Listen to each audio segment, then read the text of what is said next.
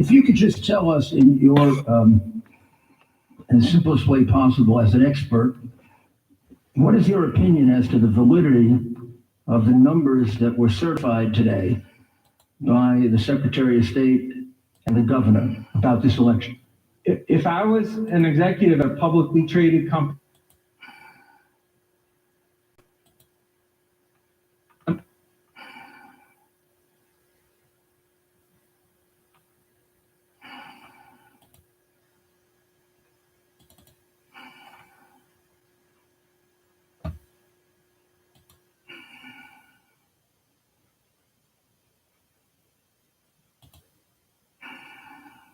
question this morning, she goes, "How sure are you?" And my sister's a pretty stubborn person like me. And I said, "I'd be willing to put my life on it. I'm that sure about the analysis, assuming that the data that I got from the state and everything else was accurate." So, if you're giving me all inaccurate data from everywhere, then, that's my only caveat. And could you tell us your professional background, please? I'm a portfolio manager. I had my CFA since I was 23. I got my MBA from Kellogg in organizational design and strategy. I'm working on a financial engineering degree at the moment.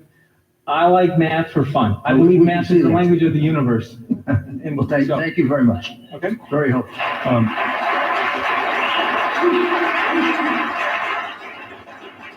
Mr. Pitton, would you be willing to furnish that file? I mean, I get the math. Oh, absolutely. You've given me a headache though, but would you be willing to furnish that to this committee and Jump Drive or whatever? Yeah. I just want to make sure that it's not protected by copyright or anything like that.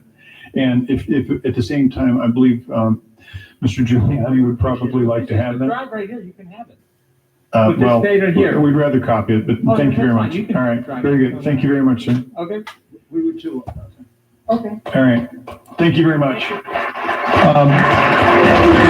Next up, we have Marissa Hamilton and Elizabeth Harris. Are you in here yet? Great. Okay. If you would please come to the table, have a seat, give your name, and just a very brief 10 seconds what you intend to show. And if you would, the hour grows late. We're at 3 o'clock already. So if you can keep it to no more than 10 minutes, we'd appreciate it. Absolutely, 7 minutes. Thank you.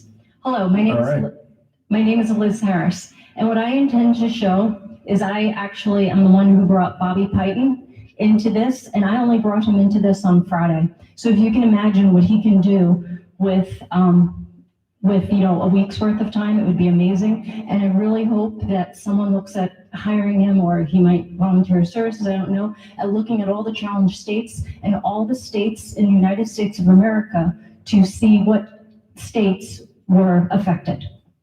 Okay, thank you very much. Again, my name is Liz Harris. I reside in Chandler, Arizona, which is in Maricopa County.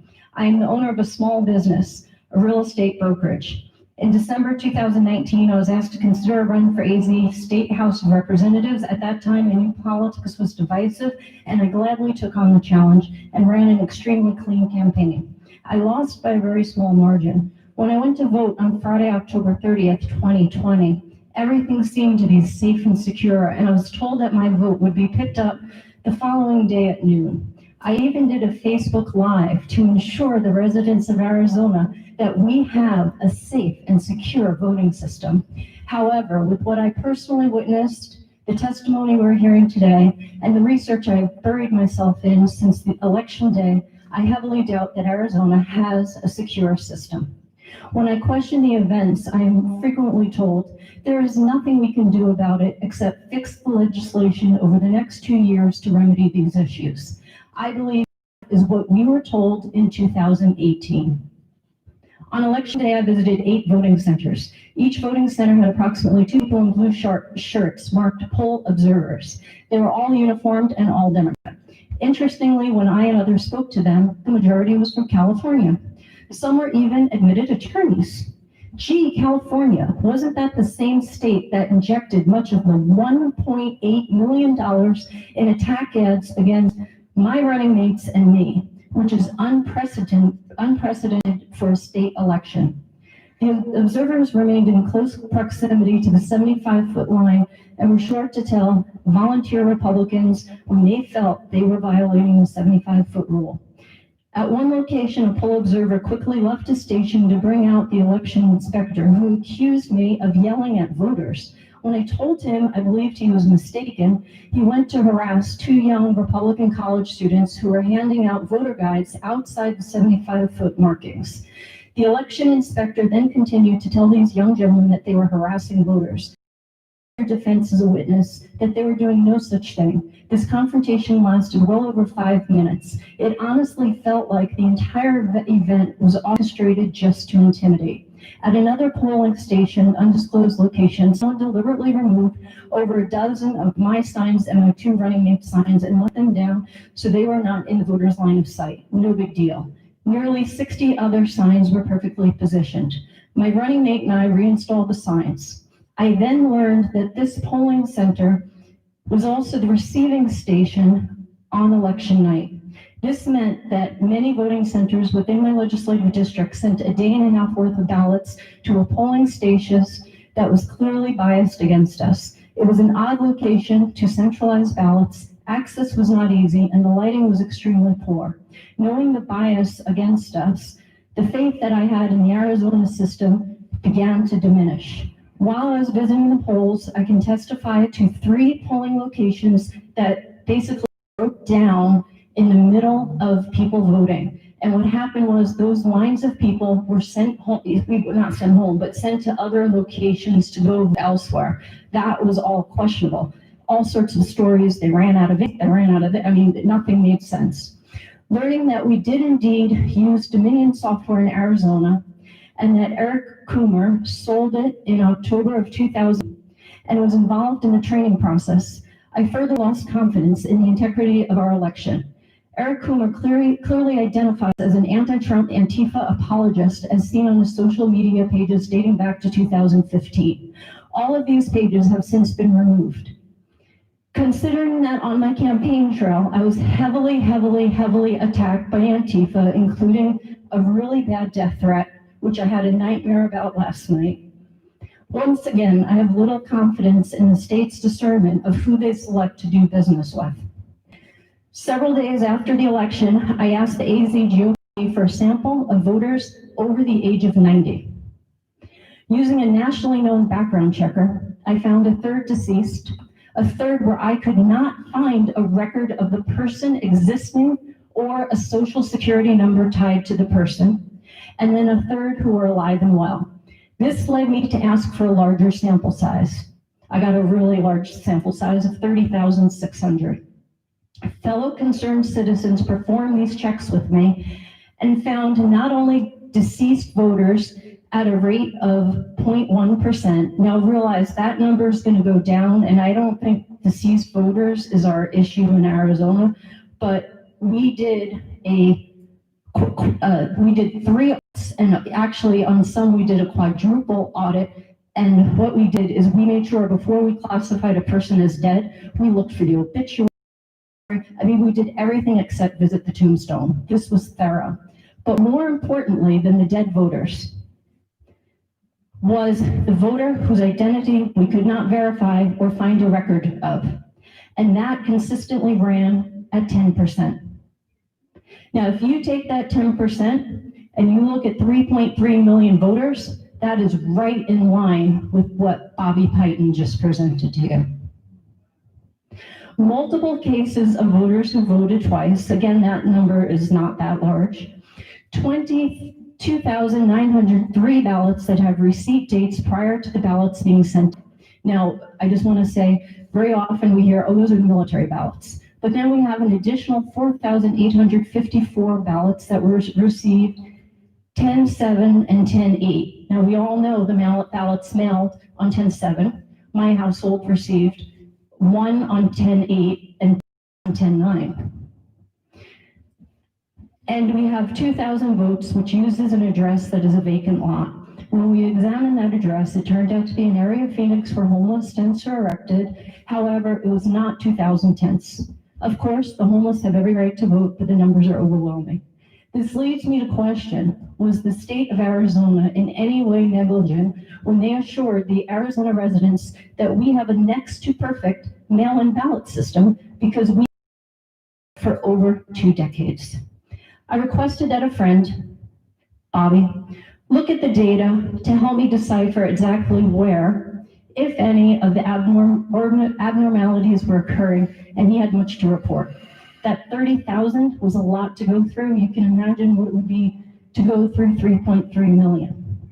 With Bobby's report, he has now identified for me 450,000, and our auditing team is more than happy to start going through those 450,000 voter registrations and people who voted to decipher which of these ballots is fraudulent. For us to certify this election at 11 a.m. this morning and allow our electors to pass the Arizona vote to Biden based on all the information presented here today is an absolute travesty without a solid investigation. Thank you very much. Ms. Harris, I've got one question for you. We're going to move on to the next witness. You have got a workforce that is committed to doing this.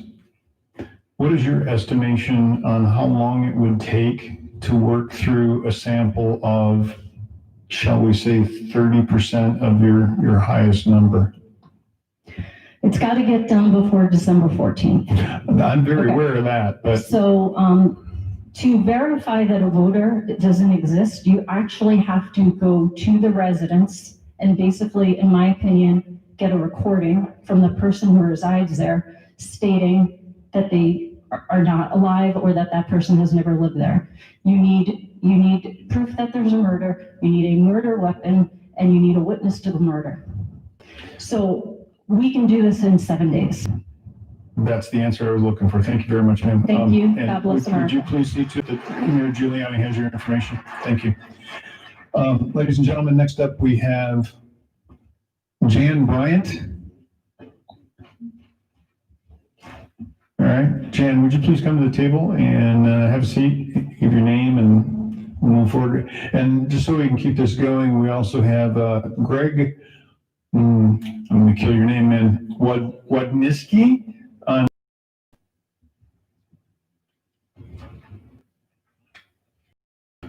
Thank you, Jen. If you don't mind, could you give your name and briefly why you're here? And you've got about 5 minutes to explain, okay? So my full name is Janice Bryant, but I go by Jan, it's easier. Thank you. I am retired, Maricopa resident for 6 years since I retired. Before I retired, I was a senior manager at a fairly major utility, running a lot of big multi-million-dollar technology projects. So I have some experience, I have an MBA, so I'm not just an old retired lady, I just wanted to give you a little bit of background. And I was, this is my first election I ever volunteered for, so I'm a huge volunteer for a lot of things, but this is the first time here in election. And some things happened. I worked at a couple of polling centers, but mostly I was at the Maricopa County Ballot Tabulation Center. And that's the stories that I want to share today that I found some issues with. And I'll tell you the biggest thing. I have no idea how this happened, but on November 10th, we were on a night shift. It was about 9:30, and I actually was watching the people doing the duplication ballots. And so they were hand entering military and overseas ballots. That happened behind a wall. So if there are any camera people shooting through the glass window, you could not see those people who were hand entering ballots. So all of that work went on behind the wall. So I can walk around behind the wall. We were allowed to go back there and watch, and I did. But it just would be random if you happened to go by and something weird happened. This first incident that I had, they had a duplicate ballot, and these are printed off at a company called Rundeck, I believe, and then they bring them over and they're hand entered, and they call it the duplication process. Anyway, that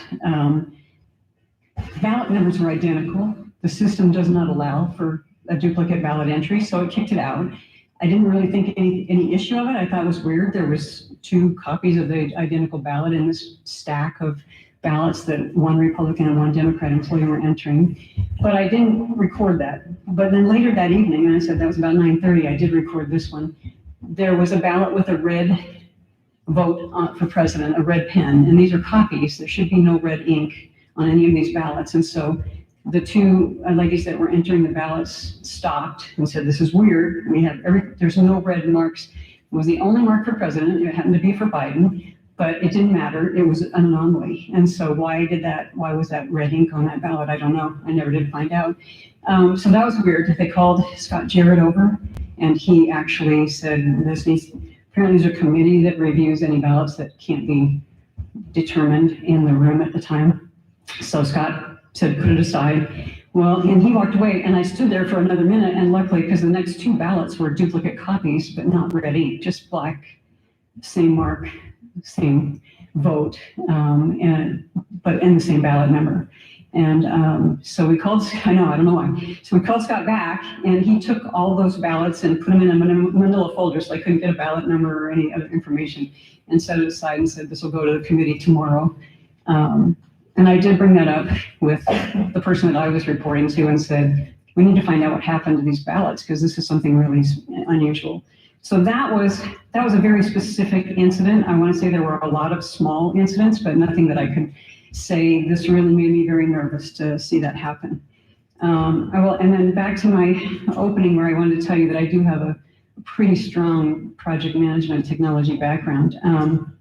This is not, I would say, everybody raves about how well run and how tight this room is that we were working in. I was in the tabulation center, the glass and the servers in a glass room, and all the computers are on a single cable that you can see. None of that matters, because two things. One, Dominion employees were the only ones that were running any of that equipment. So and I was in the tabulation center 6 different days, day and night shifts. And no county employees, no IT people, no one else was touching any of the software. They did all the training for the adjudicators. They ran all the reports. And so, and I brought that up on my very first day in the room. I said, this doesn't seem right. As a person with my background, never in a million years would I turn my company's most important thing over to someone else. And there's only 2 guys, and they had the whole control of everything. I also participated in the random ballot selection for hand audit, picking the ballots, determining which bin we were going to select. And even that, Dominion ran the reports for. So no one, they knew exactly what was in the hand audit boxes. That made me nervous also. And they also knew when we pulled the last box, which was probably 8 days before they quit counting ballots. So I don't know. That's all I can tell you is what I observed. I can't tell you that there was anything wrong. I just can tell you what I observed. And as a senior manager over big projects, never in a million years would I have allowed some of the stuff that I saw going on there. The other thing that I wanted to make sure, the final week that they were counting ballots, I came in, I think, on a Tuesday. When I had left the Friday before, I did not notice there was a laptop in the room behind the wall that John, one of the Dominion employees, was working on. And when I came in on that Tuesday and walked around where they were doing the hand entry of ballots, I also noticed that laptop sitting there, and John was working on it. And it's not a secure room. If you're bringing a laptop in and out of a room, who knows what happened there. And every one of the 50 potentially desktops that were in there had a row of USB ports on the side of it. So I get very angry when I hear some of our leaders here saying, oh, it's secure, nothing can get in or out. That's not true. So I will tell you that is probably the biggest issue that I had. I will also say there are 3 rows of adjudicators. So, and you may have heard this before or seen it, 1 Republican, 1 Democrat sitting at they call them boards, but it's a monitor, and adjudicating any issued ballots that kick out that can't be calculated automatically. And those rows, the first few days I was in there, we were allowed to walk between the rows so we could get fairly close. They were very close together. So with COVID and everything else, it was awkward anyway, but we could walk between them, and we were all wearing masks, by the way. But anyway, when I came back in on it, I can't tell you the day, but they were placing stickers on the floor to keep us away, so we could only see the back row of monitors and get close enough to see anything that was happening. So I would say that the reason they gave was that one of the observers had gotten too close and was actually like touching people. I do not know, I wasn't there, that's the reason I was told, but then we were not allowed the rest of the time anywhere near the rest of the monitors. So we could see the back. I don't know how many were on the back row. We could see all those pretty clearly, but other than that, I couldn't tell you what was happening on the adjudication. Let's see. There was one more thing that wasn't on my list. They reset the tabulation machines 3 times to 0. I beg your pardon, I didn't hear you. Set the tabulation machines 3 times to 0. At what point? Throughout, because they did not know, and this is literally what Dominion and Renee, who works for the county, told me. They didn't know what would happen after so many batches had gone through those new high-speed tabulation machines. So apparently they can take a card out and start over at 0. Now, as observers, we were recording the counts on each of those machines at the end of each shift. And then when it started over at 0, we recorded that. So it's recorded, it wasn't hidden. But I just want to say, again, how poor of a project is this that you didn't test for how much data was going to come through, that they had no idea. So they were afraid that the machines would crash, or I don't know what they thought. They didn't know what would happen, so they zeroed them out again to start counting over. So, and I just want to say, I am retired. I'm here because I don't want to cry, but I love my country, and I never thought in a million years I would have to be here talking about stuff like this. So.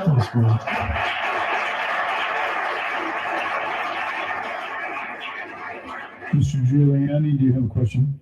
Or two?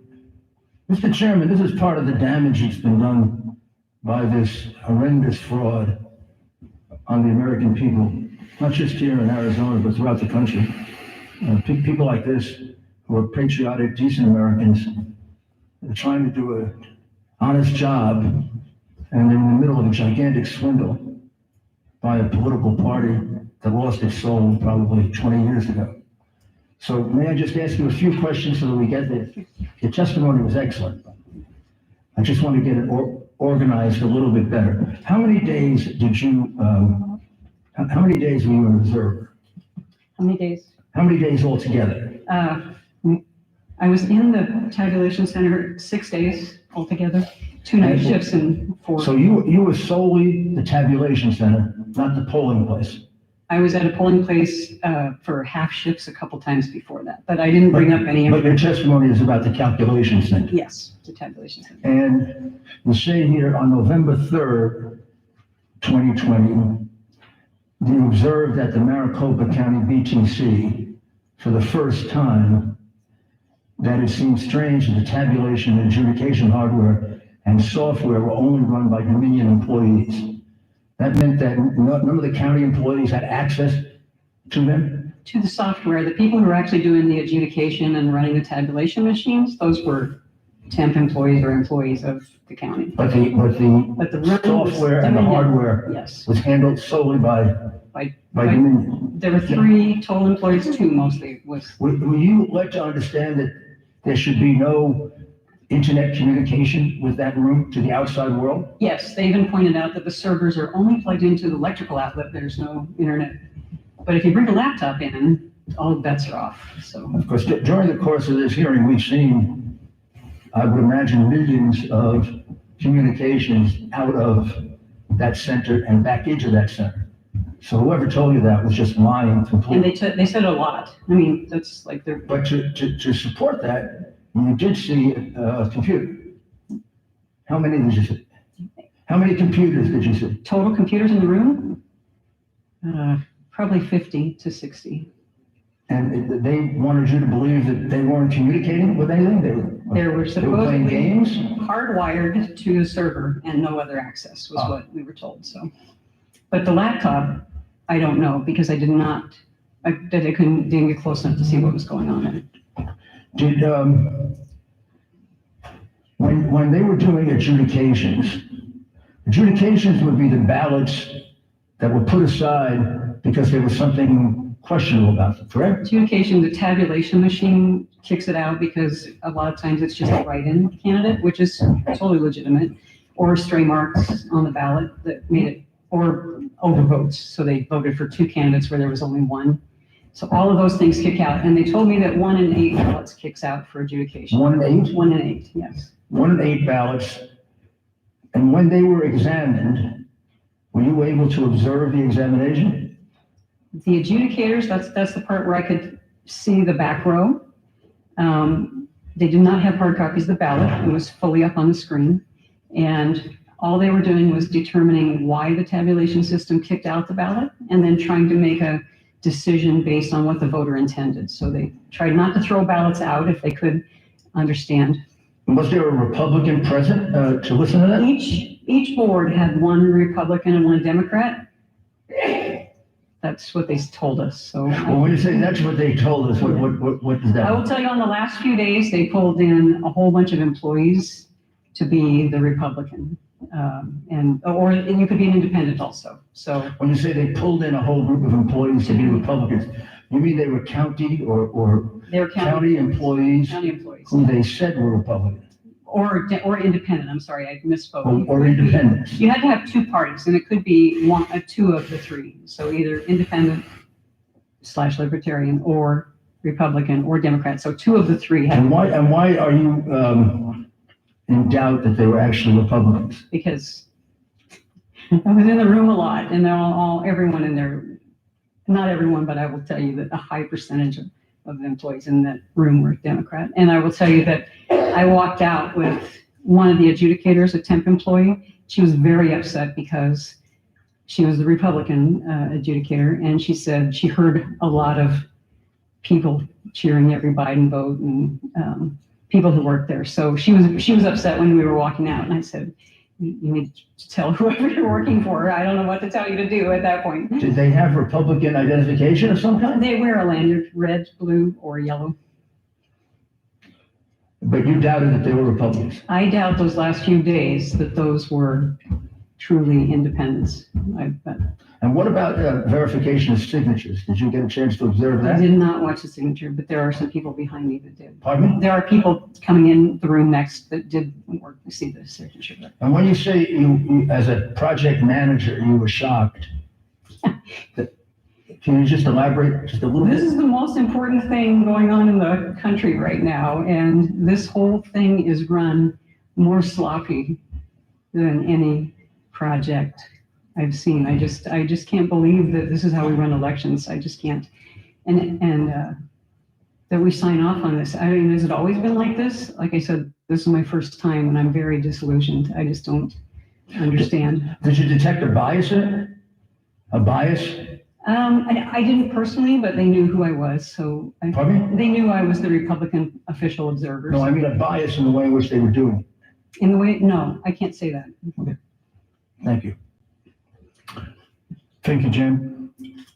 I believe, did somebody raise their hand? Yes. Mr. Roberts?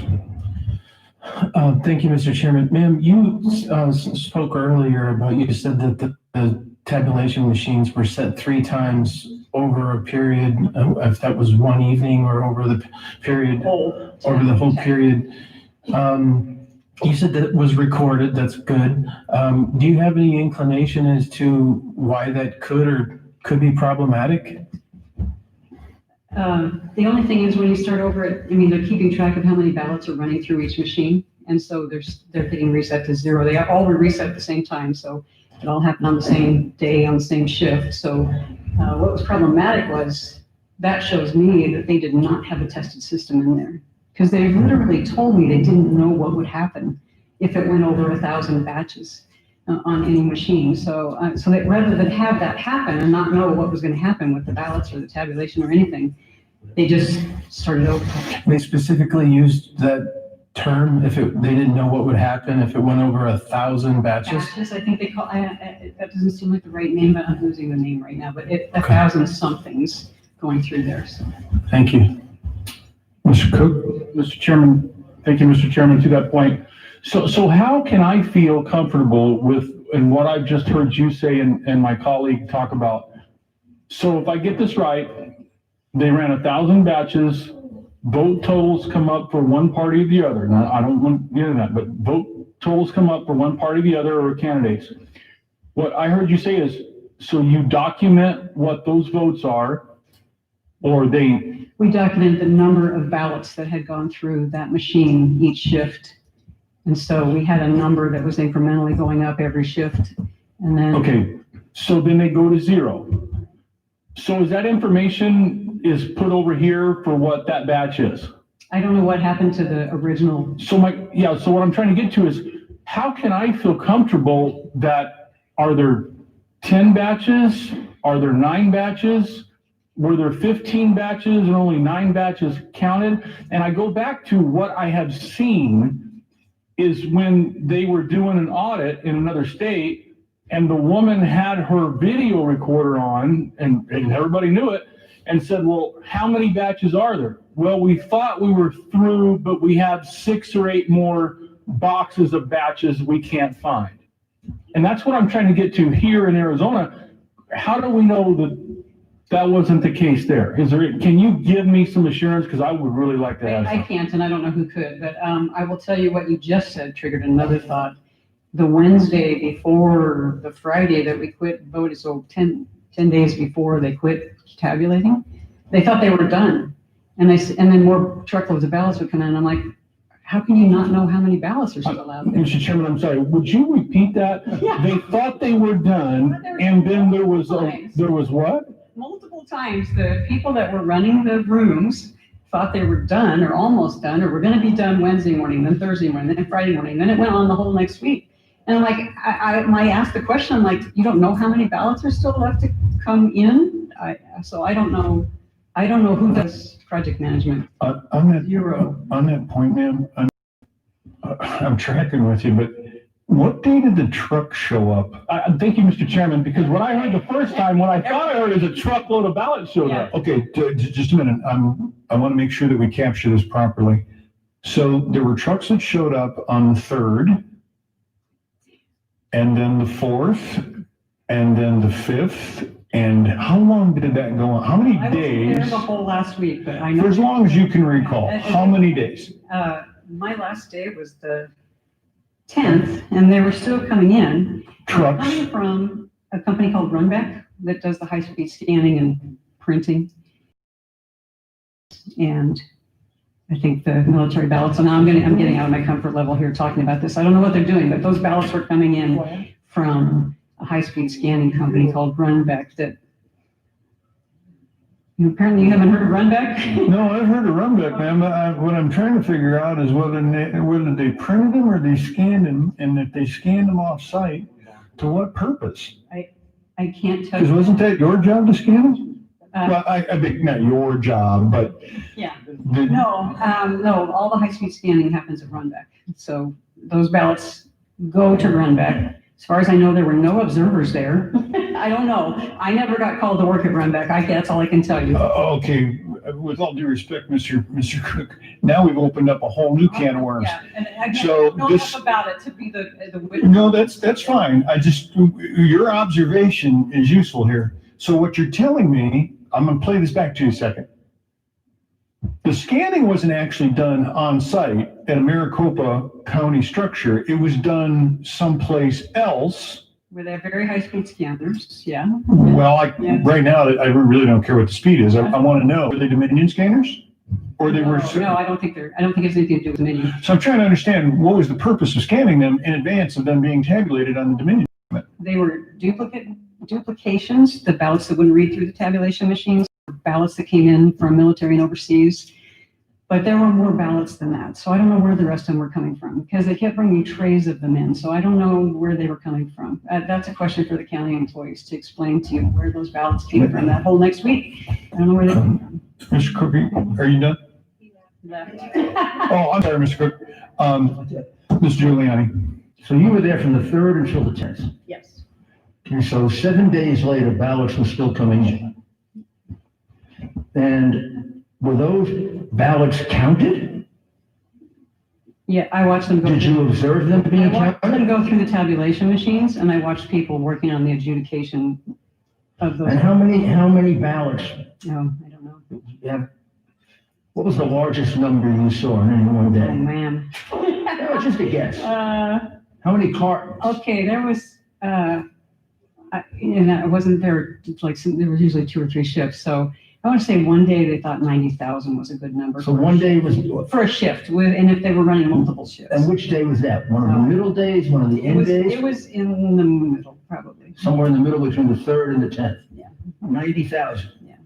And then other days, it was approximately the same, or? Some were less, some were more. So some days when they had the 3 shifts, when they never had 3 shifts tabulating, sorry, they just would. No, that's okay. They would run That's a okay. long tabulation shift. What was the lowest number, you think?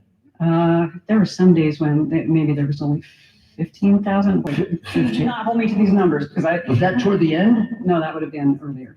beginning? Yeah. In other words, there were more ballots at the end than the There beginning? were ballots, they were backing up was what I would say. They're And what not, about- not more coming into the building necessarily, but there's a room that we could see with rows and rows of bins. of These were ballots. coming in a different way? Yes, I don't know. They come in the back door? Some come from the mailbox or from the postal service. They all go through a couple of, they get the signature verified, then they get separated from the envelope, and then they end up somehow in the room that I was, So if I understand this correctly, ballots coming in 2 different ways? at least, yeah. From the post Front door, office. back door? Well, I think they were all the back door. Oh, they were all the back door? All the back door. None came in the front door. So this group was 15,000 for a low, 90,000 for a high, and then those last couple of days when you were there, the 8th, the 9th, and the 10th, how many?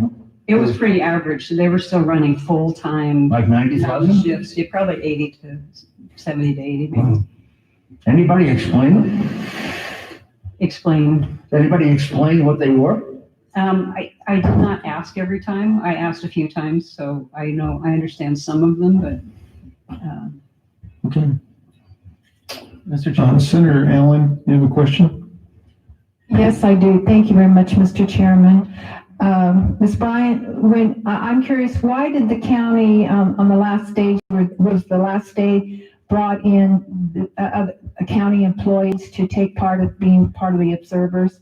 Why did they they, weren't observing, they were actually adjudicating, so they. Oh, adjudicating, Yes, okay. And I think they just needed all hands on deck. So, I mean, that was the intent, was to get the work done, finish counting, because they kept thinking they were done. well, because I heard that then, because I was thinking that you were saying they were to make up for the lack of not having Republican there. So were we short of having volunteers to go in and observe in Maricopa? I don't believe so. There was always at least 2 of us in the tabulation center and at least one in one of the other rooms, Mhm. signature verification. What the employees were doing was the adjudication work, which also requires 2 different parties to adjudicate each ballot. So you had to have at least, 2 of the 3 parties to do that. So that's what the county employees were doing at the end. They brought them on just to Okay. help the backlog. Well, that's what I was thinking, Mr. Chairman, because I was thinking we should have called in more of the party workers then to come in and help rather than do that, but that's fine. You clarified it for me. We didn't call anybody in. That's, I think, the joy of this hearing. Every single one of these individuals has stepped forward of their own volition. And I, to be honest with you, I'm mortified to hear what's coming out of your mouth, but I am so delighted that you have had the courage to come in here. Very few people. Representative Roberts, just keep in mind, we still have got a dozen witnesses to hear, and it's 3:30, so. Sorry, they're all Sorry. related. I just wanted to revisit what you were saying as far as you got to a point where they continued to say that they didn't know where these trucks of ballots were coming from. It's not that they didn't know, it's that they didn't know how many were still coming. Okay. I assume at this point in time, these were not early ballots in any way, shape, or form. I'm just kind of curious, while we've been discussing this, did anything stand out to you as far as these new ballots that they didn't know where they were coming from? As far as a physical appearance in any way? No. Okay. Everything, it just looked like ballots just kept coming. They Okay. all looked the same, they all came in the same bins. So, One quick question. Senator Borelli. Thank you, Mr. Chairman. Ma'am, just one real quick question. I'm sorry I was out. I didn't know if it was addressed yet. But during the adjudication process where they were on the duplications, said you were there observing. Was there a Republican and a Democrat sitting there literally making the corrections? Yes, so one was running the mouse on the computer, one was running the computer mouse, and the other one was logging anything they changed by hand. So, and then at the end of their shift, I will tell you, this process of all the things I saw was probably the cleanest. So at the end of their shift, they got a report of everything they changed on the computer, and they had to go through their hand log, and they had to both agree that everything they did was what they said they were going to do. Okay, great, thank you. Thank you very much, ma'am. Next we have Greg Wadniski, and up on deck is Les Mankus.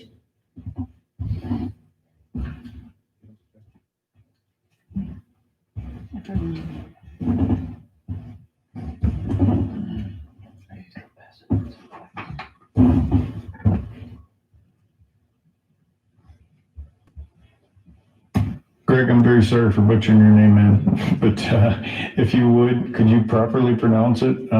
Give us just 10 seconds of what you plan to tell us, and if you could, keep it within 10 minutes. Yeah, Thank you for having me here today. My name is Greg Budinsky. I'm obviously an American citizen and a resident of Maricopa County.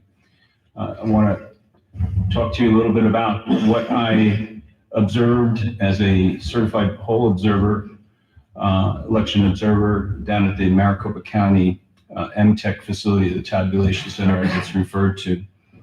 I'm going to refer to some of my notes, but in short, what I'd like to talk about is comments that were made to me by a Dominion employee around chain of custody, and what I would discuss or describe as the ability of fluidity or porous administration on the system. As I mentioned, I was an observer at MTech on 10/24, and then again a week later on Sunday, 11/1, before Election Day. I spent approximately 8 or 9 hours on site at the MTech facility. I obviously had the paperwork to be there, was badged, and I had the ability to move about the MTech tabulation room. I was in the area where they were doing adjudication work, and then later on the Sunday the 11th, Sunday the 1st, they were also doing ballot feeding and tabulation. What I observed in there was the Dominion computer system in what's described as a caged glassed area. There were several Canon scanners in there, as well as what I'd call 2 rather large bulk ballot processing machines, which are essentially OCR, optical code recognition scanners. I interacted with several supervisors. I will not mention their names here today, most of which are just by first name basis, and that was either inside or outside that room. What's most important is I had an opportunity to speak to a gentleman whose name I will not mention here, but all I know is his first name, but he identified himself as a Dominion employee on contract to Maricopa County for the election. And I observed him and another Dominion employee who I would say was in the capacity, as they described to me, as systems administration roles. And they demonstrated competence and knowledge around systems, access to the system, as well as the administration of that system. They were there to help the workers as well as the volunteer poll, not the volunteer, but paid poll workers to do the adjudication process, as well as any issues that may have occurred with the tabulation machines. What I observed was that the machines were optically reading the mail-in ballots, converting the paper ballots into an electronic image, and discerning the voter tabulation data into an electronic format. So think of that as an image, like a JPEG, a picture, as well as some sort of tally or calculation. I don't have intimate knowledge of the inside workings of the system. And then I also spent a day on November 5th in the signature room, but I will not discuss any of that today, but for the record. So on Sunday, November 1st, in the adjudication tabulation scanning room, and in witness with other observer who's here to testify today as well as my witness, I spoke to this gentleman from Dominion and asked questions on the computer systems contained in the room and contained within that caged area connected to the ballot scanners, the OCR readers. It was my understanding from staff as well as the employees that we were processing mail-in ballots, obviously, and that those tabulations were being fed into the computer